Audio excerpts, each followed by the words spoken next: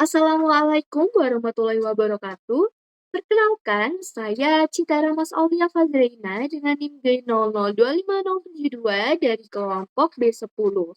Pada video kali ini, saya akan menjelaskan tentang vesika velea.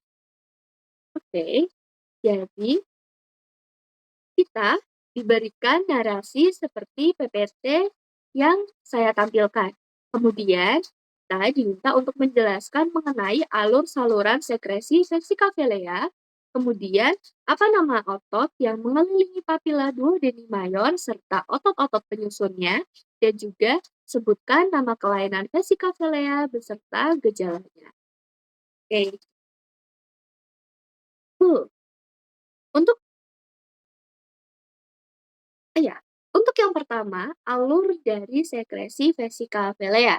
Jadi alur sekresi vesika velea ini dia dimulai dari produksi empedu oleh hepat, di mana sel-sel hepatosit itu akan menghasilkan empedu yang mengandung pigmen empedu, garam empedu, kolesterol, dan elektrolit yang dia itu berperan dalam proses digesti serta absorpsi lemak. Ya, lemak. Nah, lemak. Maaf. Nah, empedu yang sudah diproduksi ini, dia akan dialirkan melalui saluran empedu intrahepatik menuju ductus hepaticus dexter dan sinister, di mana selanjutnya akan bergabung membentuk ductus hepaticus communis yang dia dari saluran itu, empedu ini tidak akan langsung masuk ke duodeni, tapi dia akan dialihkan terlebih dahulu ke vesika velea melalui ductus cysticus untuk disimpan dan dipekatkan. Nah, sebenarnya vesika velea ini berfungsi sebagai tempat penyimpanan serta pemekatan empedu agar lebih efektif pada saat digunakan dalam pencernaan lemak.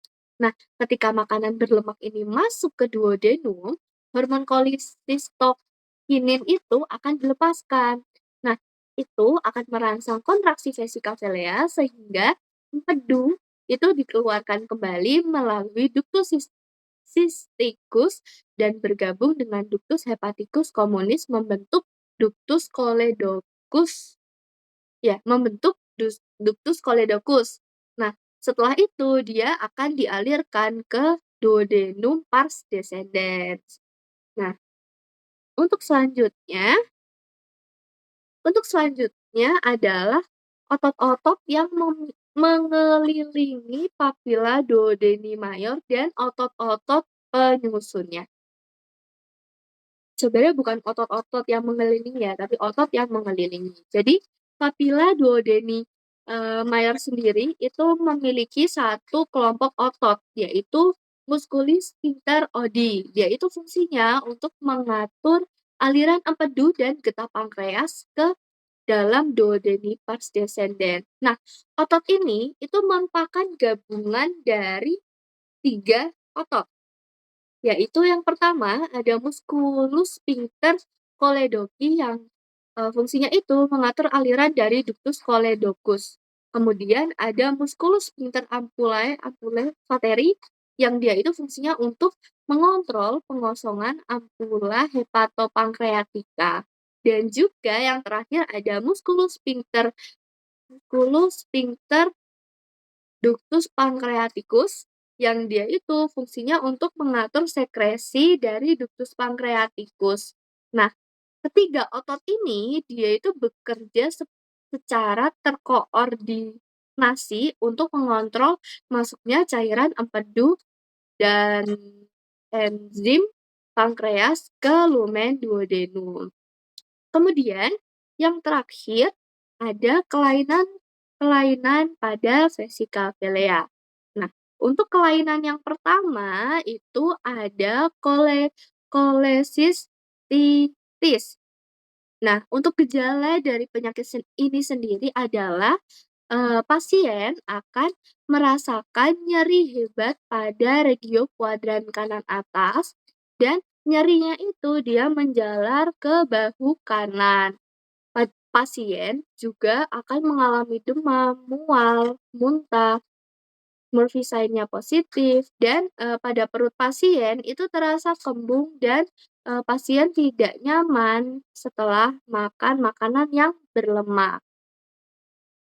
Untuk kelainan yang kedua, ada kolonitis. Nah, kolonitis ini dia, pada pasien itu akan merasakan atau mengalami nyeri kuadran kanan atas, demam, menggigil, terdapat ikterus, kemudian, apabila pada kondisi yang berat itu maaf, dapat disertai penurunan tekanan darah dan penurunan kesadaran. Lanjut ke kolelitiasis. Nah, kolelitiasis ini sebenarnya sering tanpa gejala.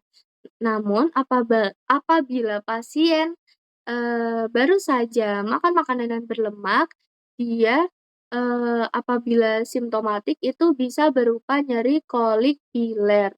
Nah, eee pasien juga akan mengalami nyeri intermiten di kuadran kanan atas, mual, muntah, serta rasa penuh pada perut. Selanjutnya adalah koledokolitiasis. Mohon maaf, ini gambarnya saya lupa memberikan, tapi bisa di-search sendiri. Jadi, koledo nanti saya bisa kasih deh. Untuk koledokolitiasis sendiri, pada pasien akan merasakan nyeri kuadran kanan atas yang kuat, kemudian terdapat ikterus, urin berwarna gelap, feses pucat karena obstruksi aliran empedu, kemudian pasien akan merasakan gatal karena penumpukan garam empedu, dan juga dapat disertai kolonitis berupa demam, menggigil, dan ikterus. Tadi sebenarnya sudah disebutkan. Jadi begitu.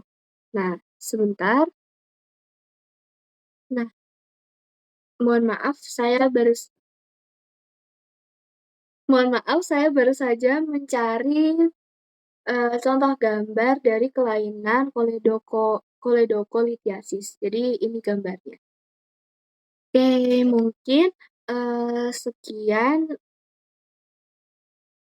penjelasan materi dari saya. Mohon maaf apabila terdapat kesalahan dalam pengucapan maupun kesalahan dalam memaparkan materi. Wassalamualaikum warahmatullahi wabarakatuh.